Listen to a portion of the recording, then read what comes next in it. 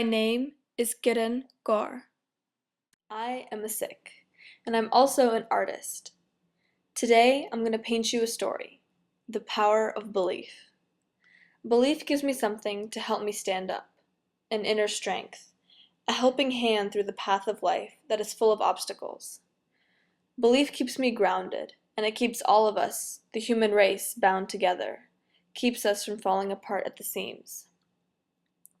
The word belief has different connotations for each person. And for me, belief is such a beautiful word because belief is optimism, strength, and willpower. Belief allows us to be individuals in a community, celebrates diversity, and yet creates a sense of union. As I sketch this image of a sword, the story is starting. In art, swords usually have a positive vibe. They usually have to do with strength and courage, and this painting is no exception. It takes courage to stick through with your beliefs, to stay true to them and to yourself. And this applies to Sikhi. Every Sikh boy or girl goes through tough times or doubts themselves with assimilating in the Western culture, finding their identity, and just everyday struggles. I know, I'm just a teenager, but this is my story. I'm growing up in a family where we talk about beliefs a lot. My parents have blessed me with Sikhi, but it's up to me to take advantage of that gift and use it in a positive way. My belief in Sikhi extends beyond just being born to Sikh parents. I believe the Guruji gave me this identity for a reason, and I believe in the Sri Guru Granth Sahib. However, as powerful as these beliefs may be, they're constantly tested by obstacles, barriers, and distractions, if you will. These are all the things that try to chip away at our belief, tugging, pulling, and trying to strip us of them. Think about when we go to school or to work or wherever we may go in the morning, there's always that chance that we'll have to face one of these obstacles during the day. One obstacle is hate. Hate is a strong word and an even stronger emotion. Hate motivates people into dangerous and damaging action.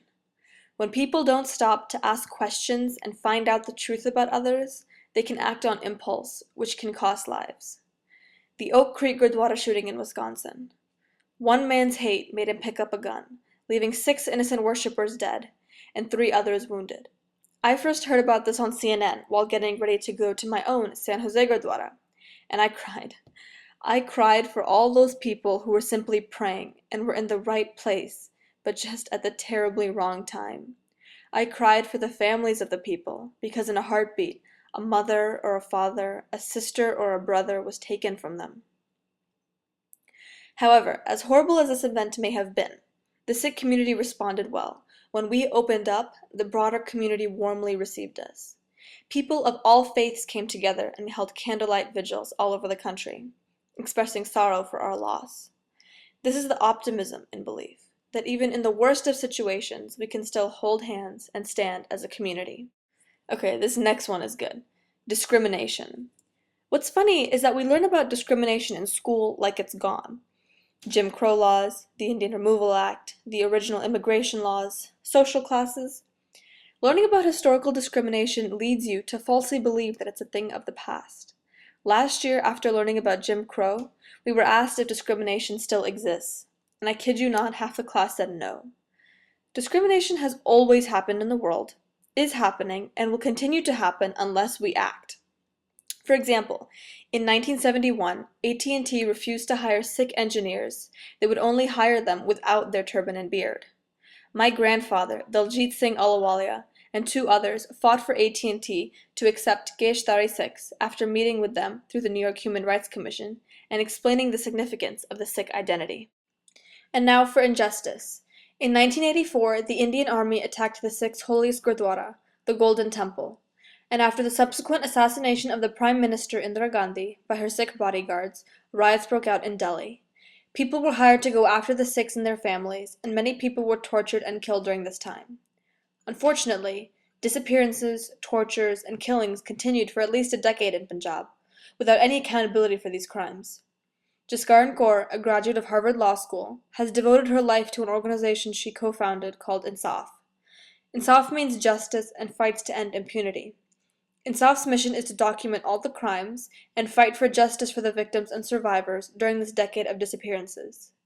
Kiran has taken her law degree and is using it for something she believes in, Her belief has empowered her to fight back against the injustice in India.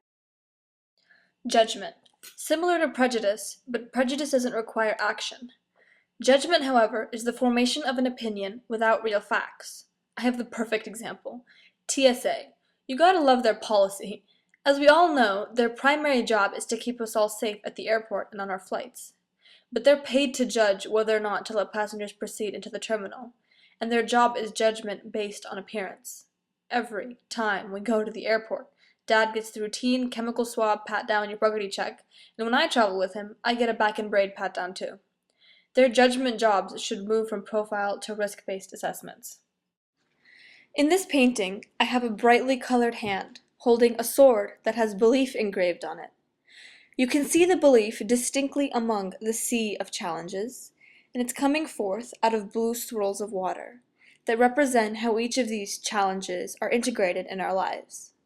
For me, belief is like a compass. When your beliefs are strong and initiate your action, anything can be accomplished and the obstacles of life can be overcome. So this is my story, the power of belief.